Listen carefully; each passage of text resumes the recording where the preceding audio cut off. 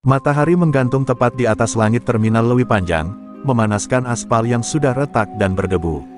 Asap kendaraan mengepul di udara, bercampur dengan aroma minyak goreng dari warung-warung kaki lima.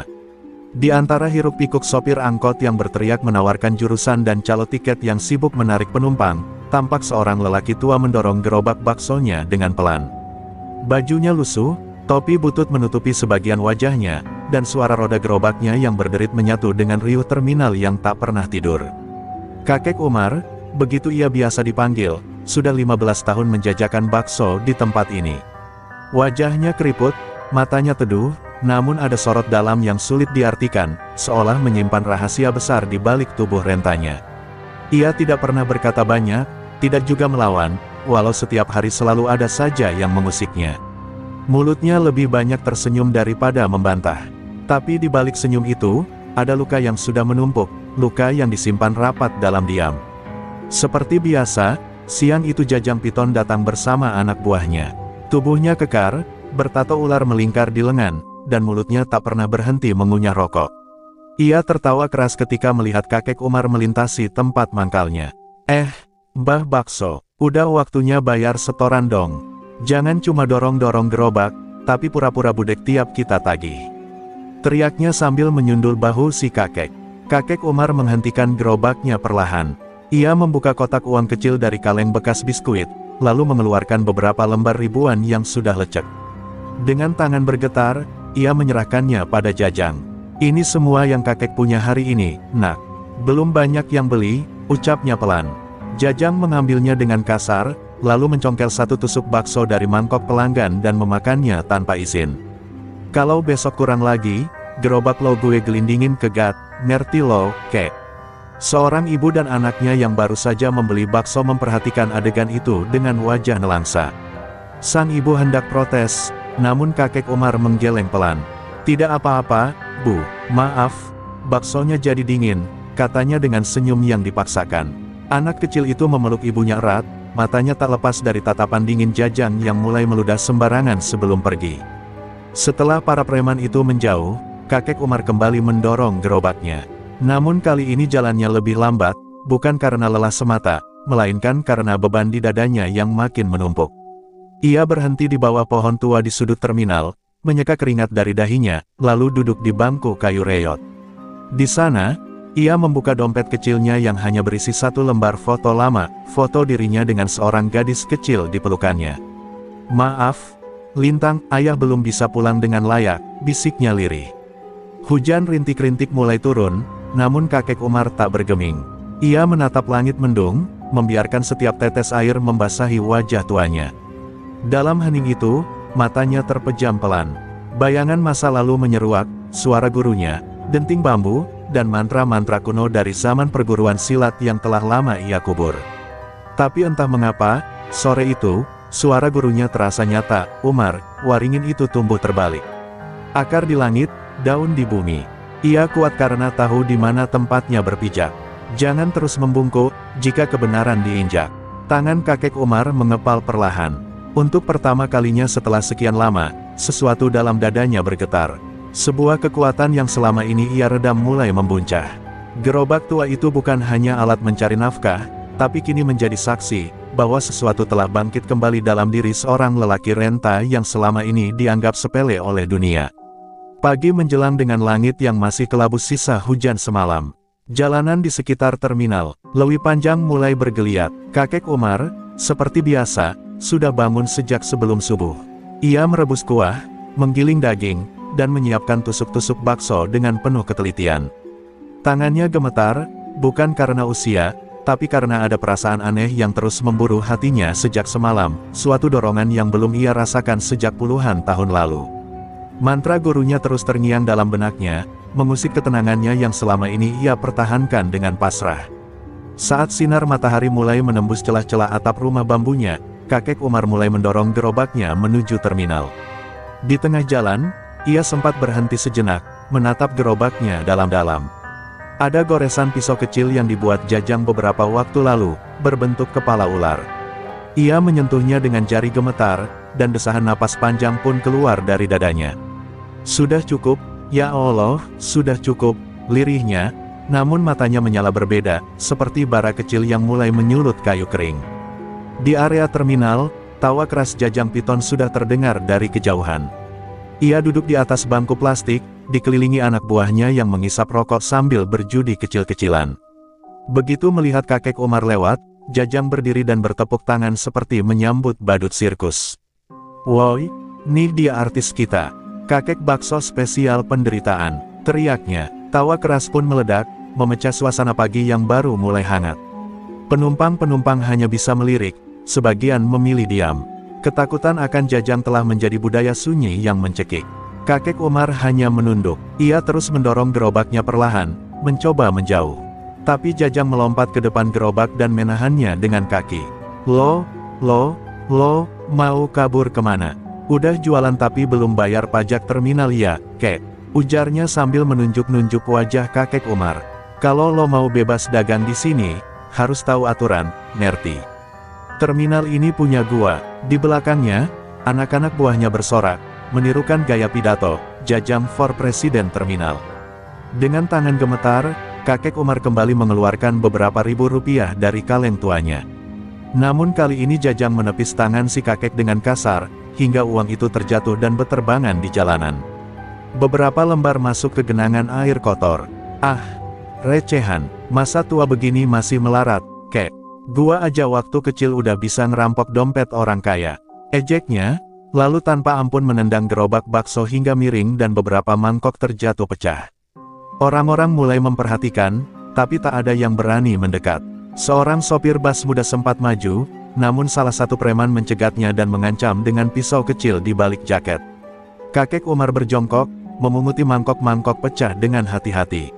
Tangannya bergetar, matanya berkaca-kaca, tapi tetap tak ada satupun umpatan keluar dari mulutnya.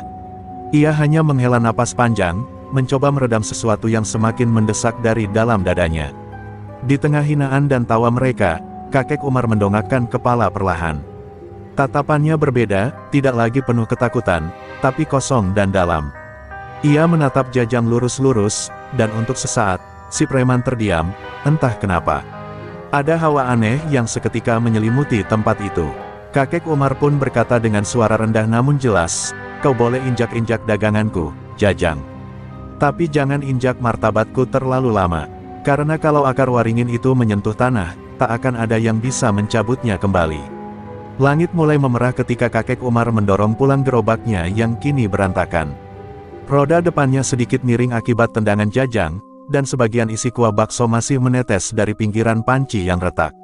Sepanjang jalan menuju rumah, suara ejekan dan tawa tadi terus menggema di kepala si kakek. Tapi ada sesuatu yang berubah dalam hatinya, bukan hanya perih, tapi juga semacam gelombang panas yang perlahan menyebar dari dada ke ujung-ujung jemari. Ia tahu perasaan itu. Dulu, puluhan tahun silam, ia juga merasakannya, saat masih menjadi murid utama di Padepokan Bayu Murka. Setibanya di rumah gubuk sederhananya yang terbuat dari anyaman bambu, kakek Umar tak langsung masuk.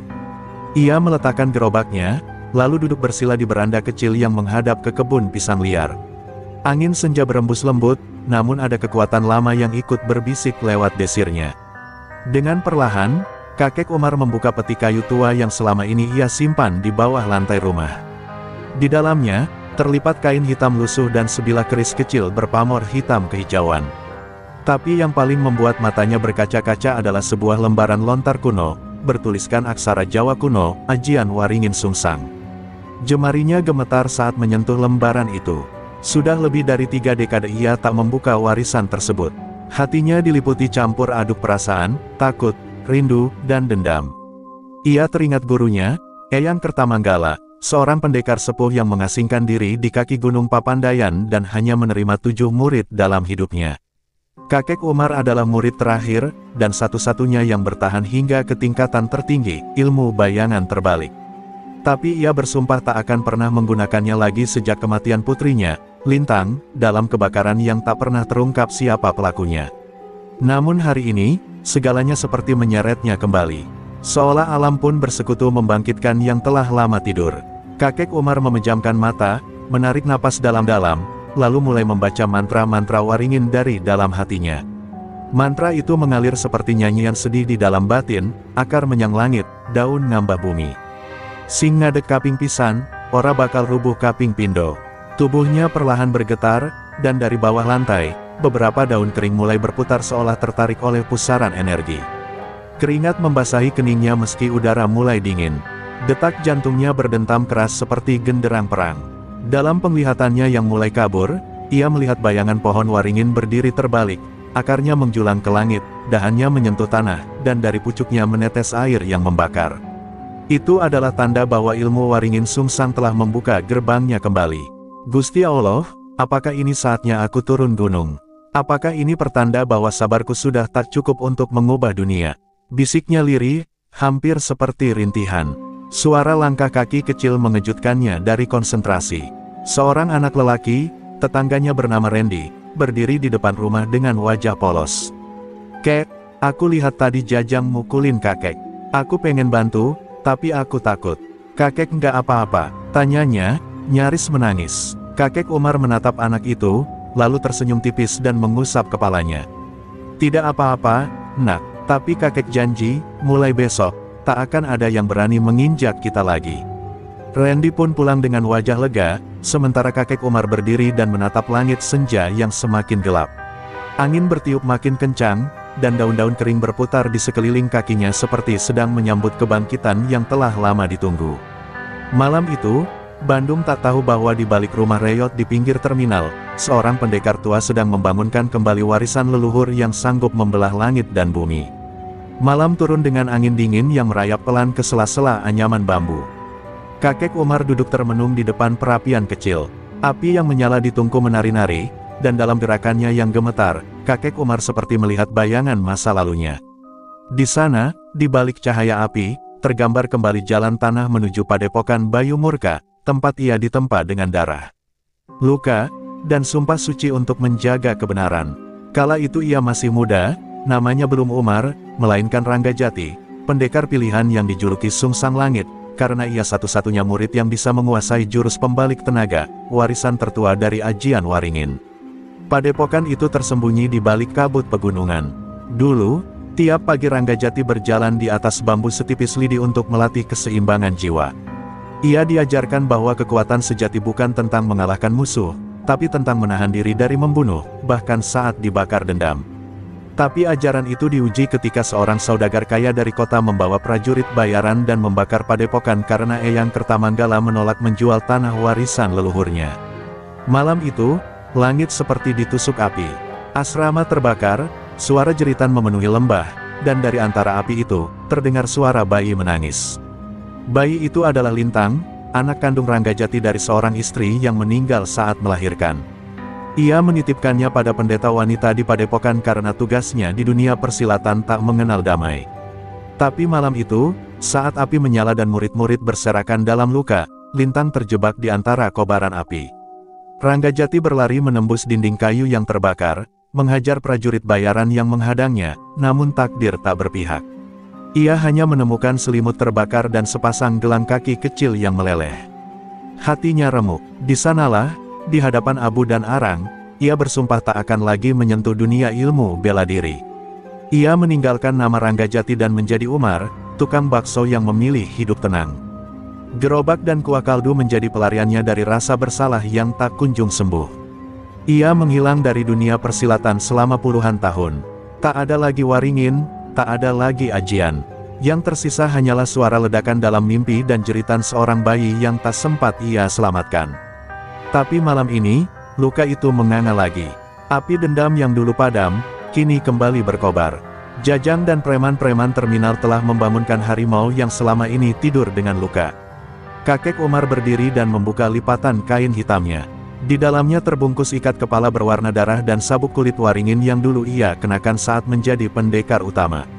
Ia mengenakannya perlahan, dengan tubuh renta namun napas yang mulai tenang. Lalu ia mengeluarkan segenggam pasir hitam dari kantong kecil dan menaburkannya ke bara api. Seketika, api berwarna merah berubah menjadi hijau kehitaman, dan di tengah nyalanya muncul siluet waringin berdiri terbalik, tanda bahwa ia telah memanggil kembali seluruh inti ajian warisan leluhur. Di luar rumah, suara lolongan anjing terdengar panjang. Angin mendesir semakin dingin, Di balik pohon pisang, seekor burung hantu terbang menukik, dan bayangannya seperti menyelimuti atap rumah kakek Umar. Dunia telah berubah, pikirnya. Tapi kejahatan tetap sama, angkuh, serakah, dan gemar menginjak yang lemah. Kalau aku tak bangkit, berapa banyak lintang lain yang akan terjebak dalam api. Ucapnya dalam hati. Hatinya tak lagi gemetar. Ilmu Waringin Sungsang bukan hanya seni pertahanan, tapi ajaran untuk membalikkan kekuatan zalim menjadi bumerang bagi pelakunya. Di kejauhan, dari terminal yang kini sepi, Jajang Piton duduk dengan botol arak di tangan. Ia tertawa keras sambil menceritakan bagaimana tadi ia menendang gerobak seorang kakek miskin hingga baksonya tumpah. Tapi angin malam membawa suara halus, seperti desir daun waringin yang menari di telinga. Ia menoleh, merinding. Apa itu tadi? Bisiknya, tapi tak ada siapa-siapa, hanya angin. Tapi angin malam itu membawa sesuatu. Balasan, terminal Bandung malam itu terlihat biasa. Lampu jalan berkedip malas, dan beberapa sopir angkot tampak merebahkan tubuhnya di atas bangku kendaraan yang kosong. Tapi Jajang Piton merasa ada yang berbeda. Angin malam yang biasanya membawa bau knalpot kini mengandung aroma tanah basah dan daun kering terbakar. Ia meludah ke tanah, mencoba menepis perasaan aneh yang sejak sore tadi menggelayuti dadanya. Tapi ketenangan itu sirna saat botol arak di tangannya pecah sendiri, padahal belum sempat ia banting. Ia melompat kaget, lalu memaki, "Aneng, siapa yang main-main?" Tapi tak ada jawaban, hanya desiran angin yang tiba-tiba membawa daun-daun kering berputar mengelilinginya. Ia mundur 2 langkah, lalu menatap langit. Di sana, sejenak, ia melihat sosok pohon waringin terbalik, menggantung di awan hitam. Matanya melebar. "Apa-apaan ini?" gumamnya ketakutan. Dada Jajang mendadak sesak, seperti ada yang mencekik dari dalam. Ia batuk-batuk dan terjatuh ke tanah, sementara telinganya mulai mendengar suara aneh, bisikan-bisikan yang menyebut namanya berulang-ulang. Dari sudut terminal, seorang tukang parkir tua melihat Jajang meronta-ronta sendirian seperti kesurupan. Tapi ia tak berani mendekat. Ia hanya menatap dari jauh, lalu berkata lirih, "Ilmu itu bangkit lagi, Waringin Sungsang, astagfirullah." Lalu lelaki itu pergi tergesa sambil komat kamit membaca doa, meninggalkan terminal yang kini mulai seperti dihuni makhluk tak kasat mata. Preman-preman lain yang biasanya nongkrong dan tertawa di pojok warung kopi malam itu memilih pulang cepat, setelah merasa ada yang mengawasi dari balik bayang-bayang. Jajang akhirnya bisa berdiri dengan susah payah. Keringat membanjiri tubuhnya meski malam begitu dingin. Ia menatap sekeliling, lalu berlari ke warung tempat anak buahnya biasa berkumpul. Tapi warung itu kosong, hanya ada kursi terjungkal dan suara radio yang mendadak mati sendiri. "Sial, ini pasti kerjaan si kakek tua itu. Dia bukan orang biasa," raung Jajang dengan nada gemetar. Tapi hatinya menyangkal, cuma kebetulan, cuma halusinasi.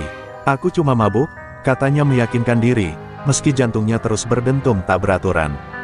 Di tempat lain, tepat pukul 2 dini hari, kakek Umar duduk bersila di tengah pekarangan rumahnya yang kini dilingkari 7 batang lilin dari minyak kelapa.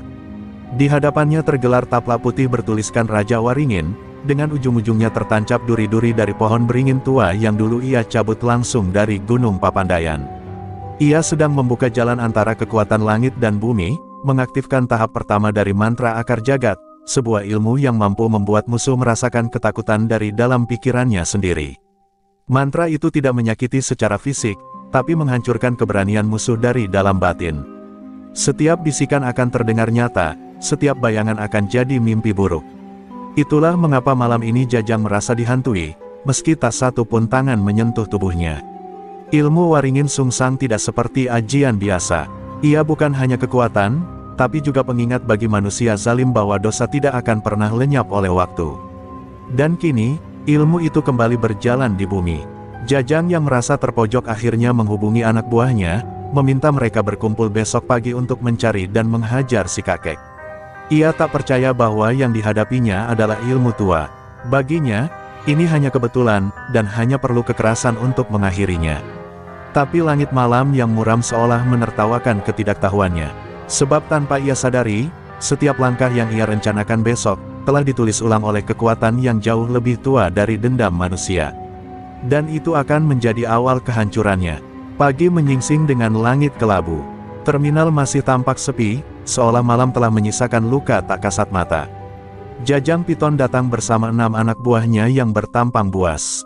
Mereka membawa celurit, kayu, dan bahkan 1 buah senjata api rakitan. Hari ini selesai urusan sama si kakek tua sialan itu. Kita ratakan rumahnya, geram Jajang sambil menyalakan rokoknya. Tapi entah mengapa, tangannya gemetar saat menghidupkan korek. Bekas mimpi buruk semalam masih membekas di ujung mata dan napasnya. Perjalanan menuju rumah kakek Umar seperti diselimuti hawa berat. Angin bertiup konstan ke arah berlawanan, membuat mereka seolah melawan arus dunia yang tak terlihat. Salah satu anak buah Jajang, Riko, tiba-tiba mimisan dan jatuh lemas. "Udah, lu pulang aja," kata Jajang, mencoba menyembunyikan rasa takutnya dengan kekerasan. Tapi setelah Riko pergi, suara angin berubah, menyerupai lolongan anjing, disusul gemerisik akar tumbuhan yang seolah mengikuti dari balik tanah. Mereka tiba di depan rumah kakek Umar yang tampak sepi dan tenang. Gerobak bakso diletakkan di depan rumah, utuh tanpa goresan, seolah mengejek mereka. Jajang memerintahkan 2 anak buahnya mendobrak pintu, tapi sebelum tangan mereka menyentuh kayu, tanah di bawah kaki tiba-tiba retak. Akar-akar hitam sebesar lengan manusia menjulur keluar, melilit kaki mereka secepat kilat. Jeritan mengerikan menggema saat tubuh mereka ditarik ke dalam tanah, tanpa sempat melepaskan satu pun teriakan bantuan. "Setan apa ini?" teriak Jajang kalap, matanya membelalak. 2 anak buahnya hilang begitu saja dalam sekejap. Yang tersisa hanya tanah basah dengan lubang kecil yang mengepul asap. Tiba-tiba, pintu rumah terbuka perlahan. Dari dalam muncul sosok kakek Umar, berdiri tegak mengenakan pakaian hitam warisan perguruan, sorban tua melilit kepalanya, dan mata yang tak lagi terlihat renta. Matanya kini menatap seperti mata langit saat badai datang, tenang, tapi menakutkan. "Kalian datang dengan niat buruk, maka kalian akan dipulangkan dengan kutukan buruk pula," ucapnya datar. Jajang mengangkat pistolnya, panik. "Mundur, mundur atau gue tembak, kek," teriaknya. Tapi sebelum pelatuk ditarik, tanah di bawahnya menggembung. Dari celah tanah, muncul tangan-tangan akar hitam yang berkilau seperti besi, menyambar pistol dan mematahkan lengannya dalam satu gerakan. Jajang berteriak sejadi-jadinya, lalu tersungkur ke tanah, menangis menahan sakit. Sisa anak buahnya lari terbirit-birit, tak peduli lagi pada bos mereka yang kini mengerang di tanah dengan tangan terpelintir. Kakek Umar melangkah maju, menghampiri Jajang yang kini hanya bisa merangkak. Ia menatap lelaki yang dulu menendang gerobaknya dengan kebencian dan kesombongan. Tapi tak ada kemarahan di wajah kakek Umar, hanya tatapan iba. "Aku tak membunuhmu, Jajang," katanya lirih.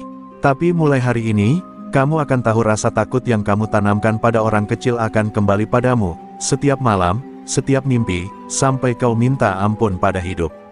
Kakek Umar lalu menyentuhkan telunjuknya ke dahi Jajang, dan cahaya merah menyala sesaat sebelum Jajang pingsan dengan mulut berbusa. Hari itu menjadi hari yang tak pernah dilupakan oleh para preman terminal. Kabar tersebar cepat, 2 orang hilang ditelan tanah, 1 cacat seumur hidup, dan yang lain tak berani lagi menginjakkan kaki ke kampung kakek Umar. Tapi kekuatan besar selalu memancing perhatian lebih besar. Di balik jeruji lapas Sukamiskin, seorang preman tua dengan tubuh penuh tato mendengar kabar itu dan menyeringai.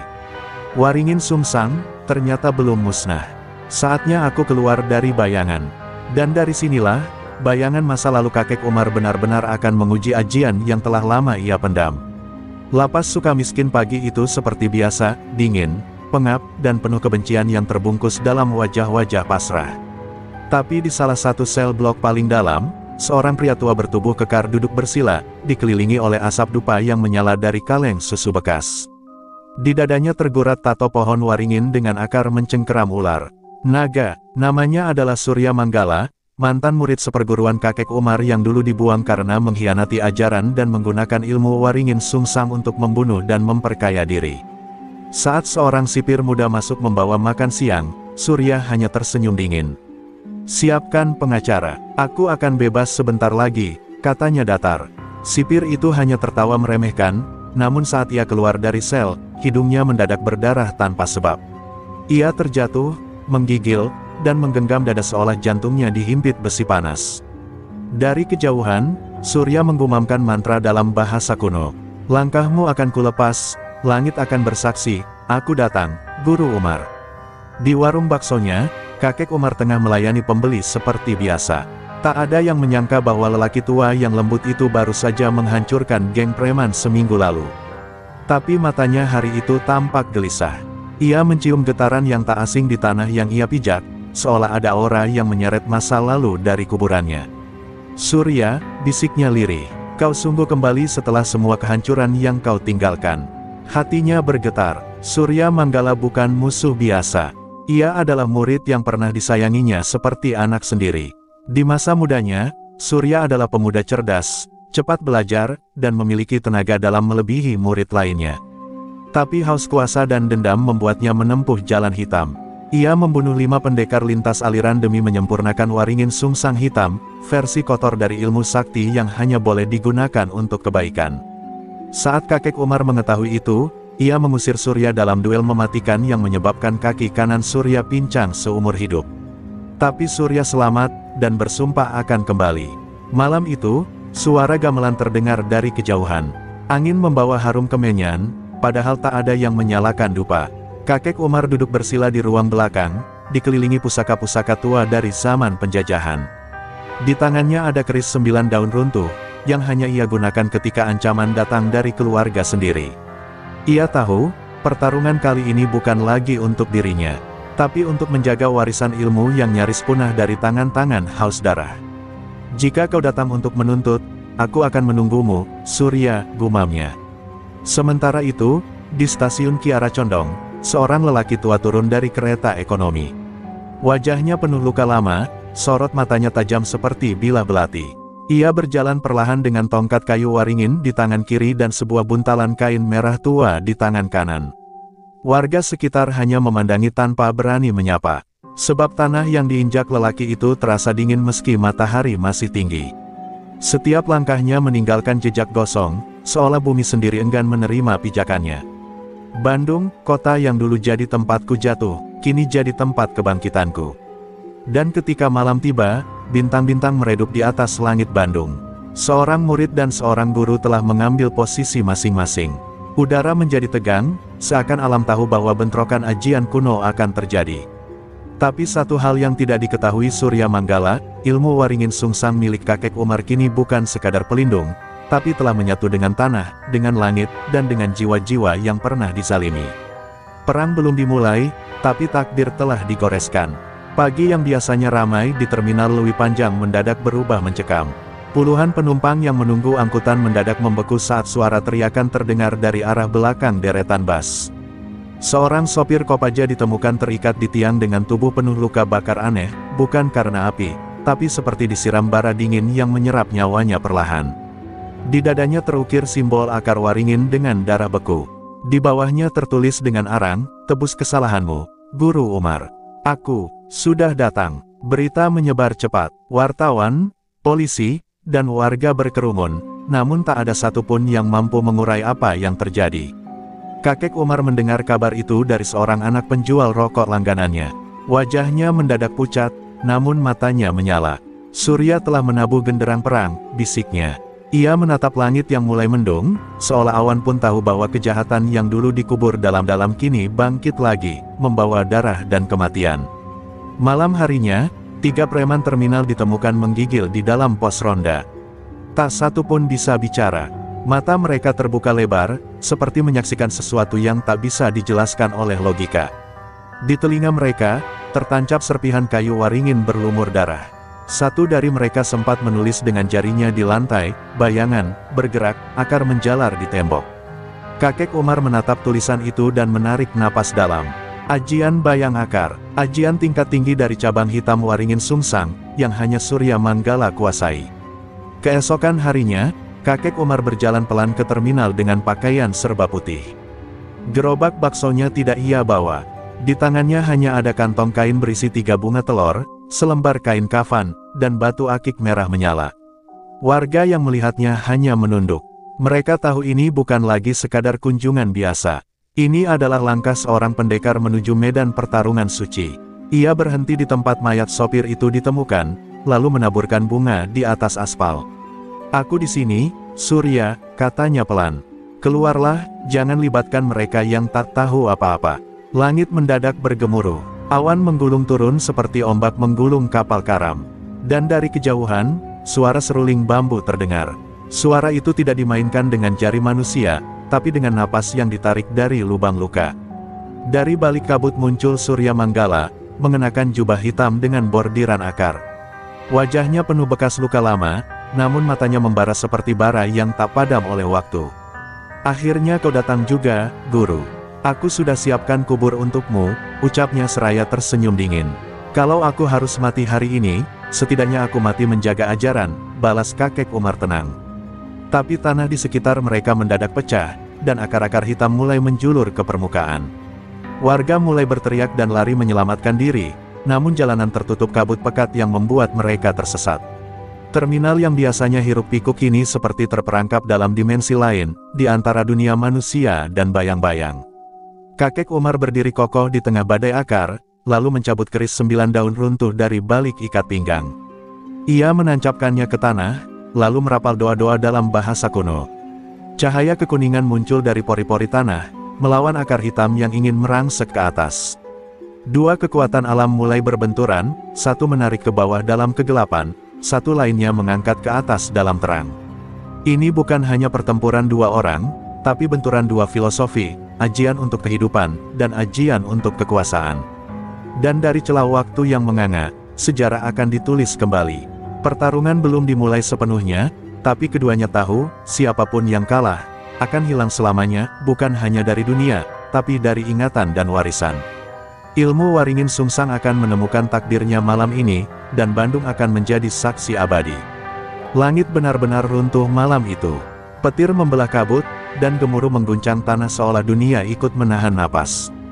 Di tengah lapangan terminal yang berubah menjadi gelanggang kematian, dua sosok berdiri saling berhadapan, kakek Umar, tua dan kurus dengan sorot mata setenang danau, dan Surya Manggala, murid terkutuk yang menjelma menjadi bayangan dendam. Mereka tak berbicara, sebab kata-kata tak lagi berguna saat ajian mulai. Berbicara dengan cahaya dan darah. Dengan satu hentakan tongkatnya, Surya memanggil akar-akar hitam dari tanah. Akar-akar itu meliuk seperti ular kobra, menyerang kakek Umar dari berbagai arah. Suara mereka seperti jeritan jiwa-jiwa yang dulu dikorbankan untuk menyempurnakan ajian bayang akar. Tapi kakek Umar tidak gentar. Ia memutar tangannya ke atas, dan dari tubuhnya keluar aura kuning keemasan. Tapak Waringin ngaluhur, ajian pertahanan yang hanya bisa dikeluarkan oleh mereka yang bersih hati dan terikat sumpah hidup untuk melindungi, bukan melukai. Benturan pertama pun pecah. Akar-akar hitam menghantam perisai cahaya, menciptakan ledakan angin yang menyapu seluruh terminal. Kaca-kaca pecah, pelat-pelat bas terangkat, dan orang-orang yang sempat bersembunyi terhempas ke dinding. Tapi kekuatan mereka belum seimbang. Surya tersenyum sinis dan menenggak cairan hitam dari labu yang digantung di lehernya. Ini darah para pendekar yang aku bunuh. Aku tumbuh dari mereka, Guru. Dan malam ini, aku akan tumbuh dari darahmu, desisnya sambil mengeluarkan jurus ronce akar mati, ajian yang mampu mencabut sukma dari tubuh lawan. Kakek Umar terpental, perisainya nyaris runtuh saat akar-akar menyusup ke jantungnya, mencoba menghisap sukma yang selama ini ia tutupi dengan doa dan kesabaran. Ia tahu, ini bukan pertarungan biasa. Ia berdarah dari mulutnya, tapi tidak menyerah. Dengan gemetar, ia meraih kalung tua di lehernya, yang selama puluhan tahun tak pernah ia buka. Di dalamnya tersimpan biji waringin suci, peninggalan gurunya dahulu, bijian sungsang leluhur, biji yang hanya bisa digunakan sekali dalam hidup. Dengan satu rapalan, biji itu berubah menjadi nyala api kehijauan, lalu menyatu dengan tubuhnya. Tubuh kakek Umar mendadak bersinar, rambutnya mengepul putih ke udara, dan dari pori-porinya keluar kabut dingin yang membawa wangi bunga Kamboja dan dupa malam. Suara gemuruh tanah berhenti, akar-akar Surya mulai mengecil, bahkan beberapa terbakar sebelum menyentuh tubuh sang guru. Aku bukan Umar yang kau hianati dulu, Surya, ucapnya lirih. Aku adalah penjaga ilmu yang tak akan kau bawa ke neraka. Tapi Surya hanya tertawa, suara tawanya seperti logam beradu batu. Ia menepuk dadanya dan membuka luka besar di perutnya. Dari sana keluar semburan darah pekat yang membentuk sesosok makhluk bayangan bertanduk dengan mata merah menyala. Kau kira aku datang sendiri? Aku membawa seluruh kebencian yang lahir dari tanah ini. Ilmu Waringin bukan milik langit, Guru. Tapi milik mereka yang cukup berani menggenggam kegelapan. Makhluk itu melolong, dan seluruh lampu di terminal padam. Dalam kegelapan itu, cahaya tubuh kakek Umar menjadi satu-satunya pelita. Ia berdiri sendirian, menghadapi murid dan iblis yang lahir dari ajaran sesat yang pernah ia tolak. Dalam hatinya, ia tahu pertarungan ini mungkin berakhir dengan kematiannya. Tapi ia juga tahu, jika ia tak berdiri malam ini, maka ilmu suci warisan leluhur akan lenyap, dan kegelapan akan menyelimuti kota yang ia cintai. Ia mengepalkan tangan, lalu mengucap mantra terakhir, akar hidup, cahaya tumbuh, waringin sejati, bangkitlah. Dan saat mantra itu meluncur dari mulutnya, tanah pun bergetar, dan dari bawah terminal, muncul cahaya akar putih yang selama ini tertidur, penjaga warisan sejati Waringin Sungsang. Cahaya akar putih yang menyembur dari tanah membelah kegelapan malam di terminal Lewi Panjang, menciptakan siluet pohon waringin raksasa yang membentang ke langit. Kakek Umar berdiri di tengah lingkaran cahaya itu, napasnya berat tapi matanya penuh keteguhan. Energi itu bukan sekadar pelindung, melainkan manifestasi dari ilmu warisan leluhur yang berakar dalam darah dan jiwa. Namun, di balik kilauan itu, tersimpan rahasia yang selama ini ia sembunyikan. Surya Manggala, yang kini berdiri dengan bayangan iblis berwujud makhluk bertanduk di belakangnya, menatap tajam ke arah guru yang dulu dianggap mati. Kau menyembunyikan sesuatu, guru. Sesuatu yang membuatmu kuat, tapi juga lemah, katanya dingin. Apa benar kau yang membiarkan aku terbuang? Apa yang sebenarnya terjadi di masa lalu kita? Suaranya bergema di antara reruntuhan terminal yang sunyi. Kakek Umar menunduk sejenak, lalu membuka mulutnya, suaranya pecah tapi tegas. Dulu, aku memang mengusirmu, Surya. Tapi bukan karena aku membencimu. Aku tahu ada kegelapan di hatimu yang bisa menular ke ajian ini. Ilmu Waringin Sungsang bukan untuk dipakai oleh mereka yang haus darah dan kekuasaan. Aku melindungimu, dengan menjauhkanmu. Matanya menatap kosong ke masa lalu yang kelam. Ia melanjutkan, tetapi ada satu hal yang kau tidak tahu. Aku juga pernah hampir jatuh ke jurang kegelapan. Dulu, aku kehilangan keluargaku oleh tangan preman yang kau dan anak buahmu pimpin. Aku menggunakan ilmu ini bukan hanya untuk bertahan, tapi untuk membangun kembali arti kehidupan. Aku mengubur rahasia itu di dalam tanah, berharap akar itu tetap tumbuh suci. Suasana menjadi sunyi, hanya suara angin yang menari di antara reruntuhan. Surya terkesiap, wajahnya berkerut. Jadi, kau membenci aku, dan juga menyalahkanku, ucapnya pelan. Namun matanya menyala dengan amarah dan sakit hati. Aku datang bukan untuk bertarung denganmu, tapi untuk membalas dendam pada dunia yang membuangku. Ilmu ini adalah senjataku, dan kau yang mengajarkannya, juga yang melupakanku. Kakek Umar melangkah maju, dengan suara penuh keyakinan. Dendammu adalah racun, Surya. Kau harus memilih, apakah ilmu ini akan jadi alat untuk menyelamatkan atau untuk memusnahkan. Jika kau benar-benar muridku, berhentilah di sini. Kembalilah ke jalan cahaya sebelum terlambat. Namun tatapan Surya tetap dingin dan penuh kebencian, tanda pertarungan belum usai. Di bawah cahaya akar putih yang semakin menyebar, kakek Umar dan Surya berdiri berhadapan, bukan lagi sekadar guru dan murid, tapi lambang dua jalan yang bertolak belakang, pengabdian dan pembalasan, cahaya dan bayangan. Di ujung malam, sejarah dan nasib kota Bandung akan ditentukan oleh keputusan mereka, yang membawa akar Waringin Sungsang ke babak terakhirnya. Di tengah cahaya akar putih yang berdenyut seperti jantung raksasa, kakek Umar mengangkat tangan kanannya perlahan, menahan amarah yang menggelora di dadanya. Surya, aku tahu luka di hatimu dalam, dan aku bukan musuhmu. Aku hanya ingin mengakhiri siklus ini sebelum semakin banyak darah mengalir.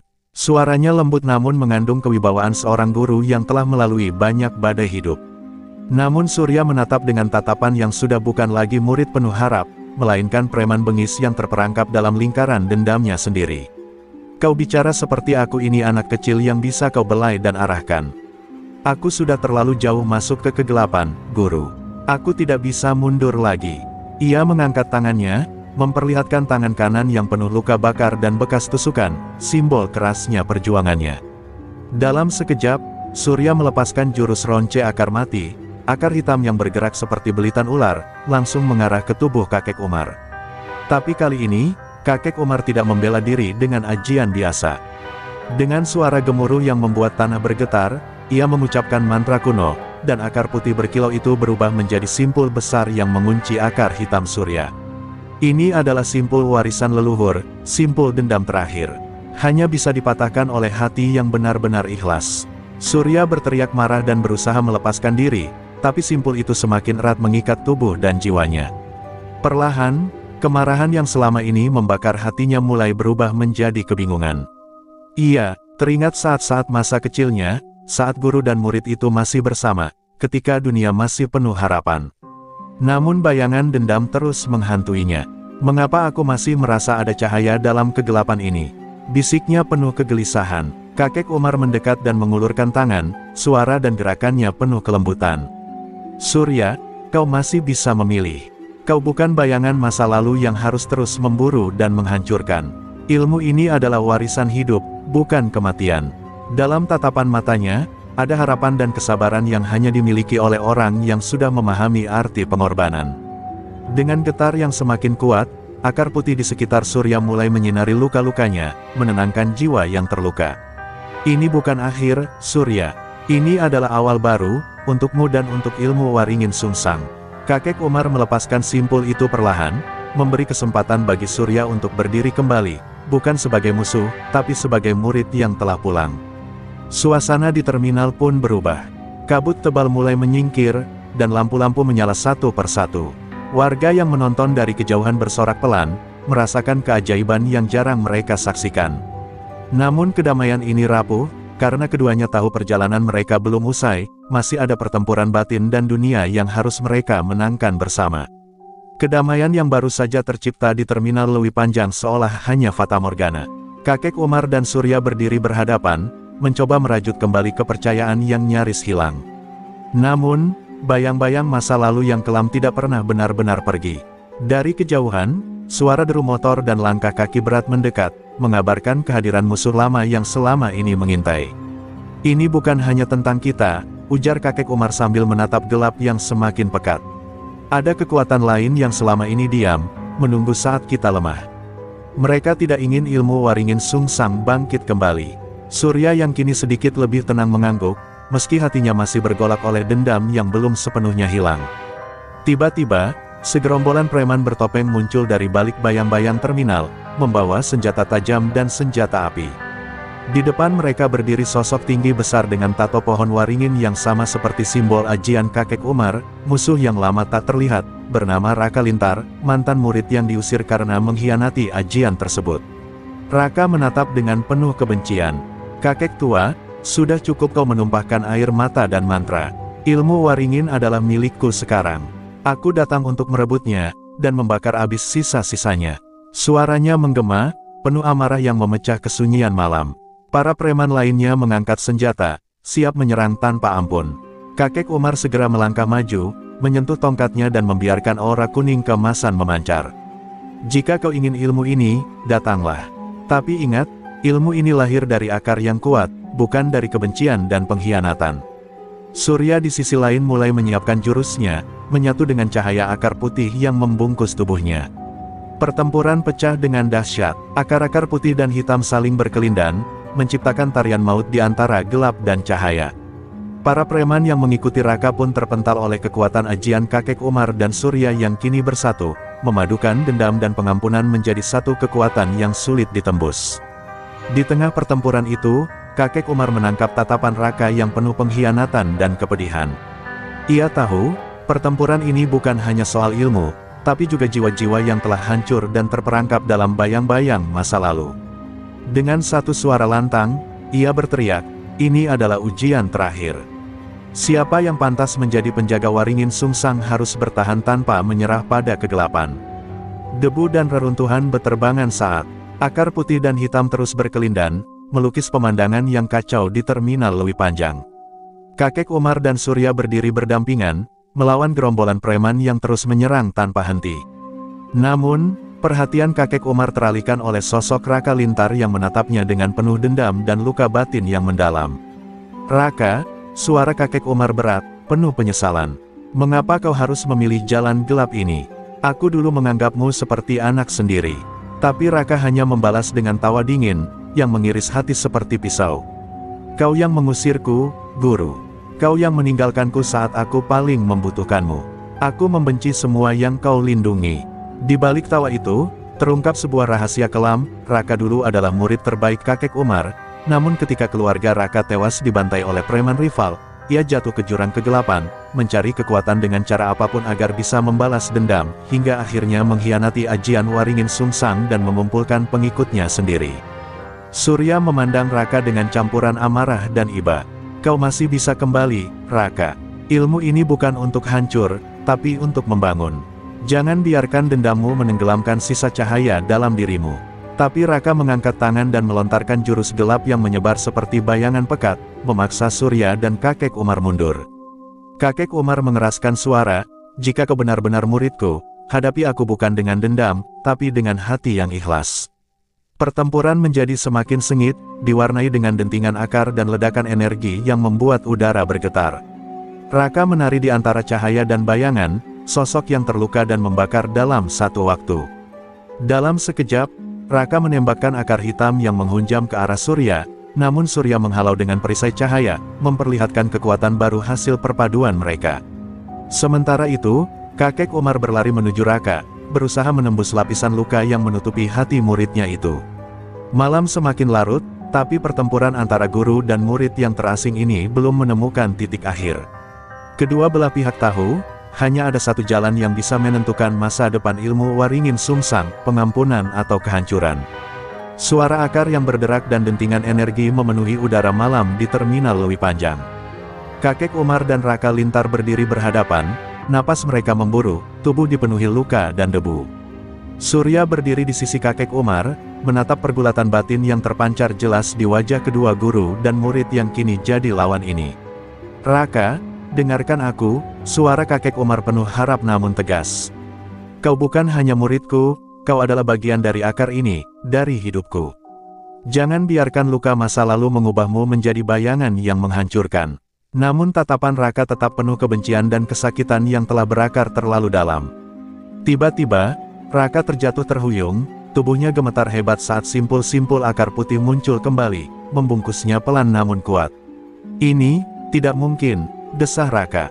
Ilmu yang kuira sudah hilang, masih tersisa, ia terisak.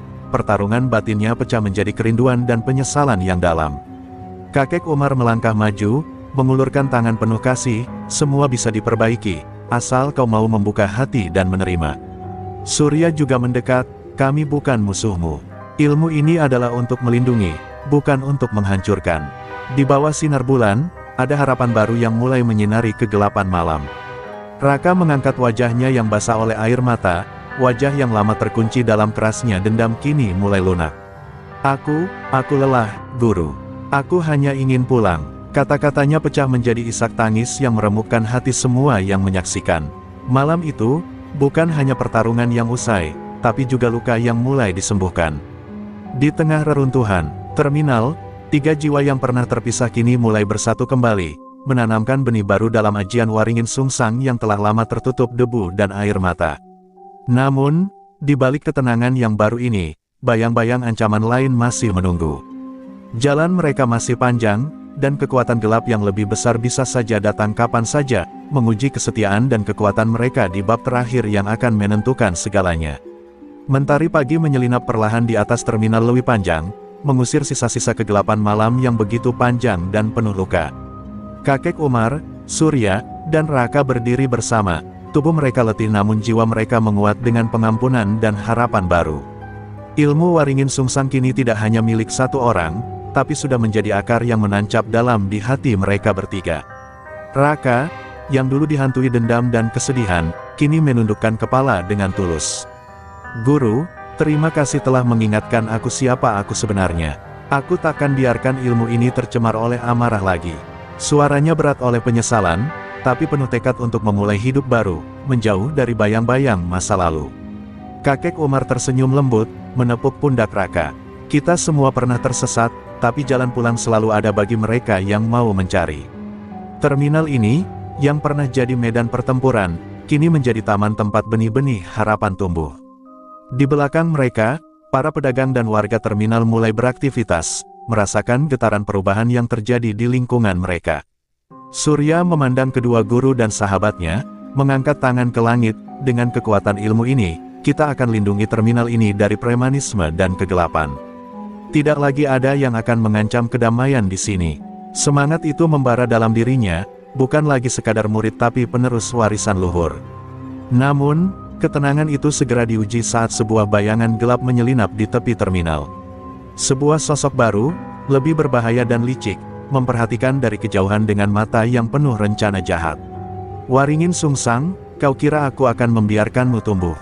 Gumamnya dingin, merencanakan langkah selanjutnya. Kakek Umar, yang merasakan hawa buruk itu, memalingkan kepala sejenak. Ancaman baru, tapi sekarang kita tidak lagi sendiri. Surya dan Raka menyatu dalam satu tekad. Mereka tahu, perjalanan melindungi ilmu dan kedamaian masih panjang, dan pertarungan sesungguhnya baru akan dimulai. Terminal Lewi Panjang kini berdiri bukan hanya sebagai tempat perputaran kehidupan biasa, tapi sebagai saksi bangkitnya kekuatan baru yang berasal dari akar warisan leluhur. Di sanubari kakek penjual bakso itu, tumbuh harapan bahwa selama ilmu dan persaudaraan masih terjaga, tidak ada kegelapan yang tidak bisa mereka kalahkan. Dan dengan demikian, cerita kakek Umar dan ilmu Waringin Sungsang berakhir untuk saat ini, namun benih perjuangan dan harapan telah tertanam dalam hati banyak orang, menunggu waktu untuk tumbuh dan berkembang menjadi pohon raksasa yang melindungi semua yang dicintainya.